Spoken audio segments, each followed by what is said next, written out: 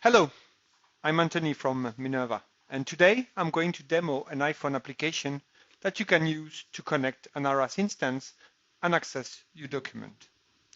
You can search for your documents, and when you open the document, you can access the main metadata of the document.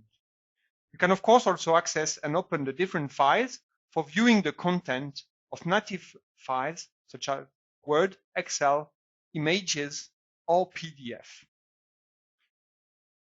By swiping on the entry in the list, you can also download an offline copy on your mobile. Now I'm in the plane and in flight mode without any network connection. And I'm going to open the application again. And you can see that there are two documents that are synchronized and available. I can still open and view the content of the files. You can also notice that the color of the icons have changed to signal I'm accessing offline content. One of my colleagues at the office is now going to make a change to one of the documents I have synchronized on my phone.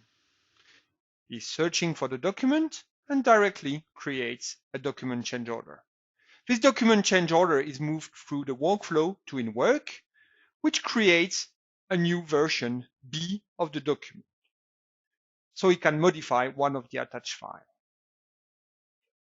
By editing the new revision and opening the file in Excel, he is creating a copy of the chart tab, so he can create a separate tab for the cumulative costs and another one for the monthly costs.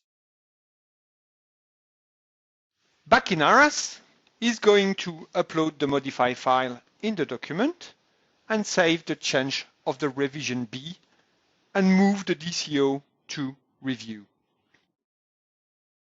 Our other colleague, Terry, is now approving the DCO to finally release this modification. And as you can see now, the document that we have modified is in revision B and released. My flight has landed and I can reopen the application being connected again to the internet. One document has an orange icon that signals me it's outdated.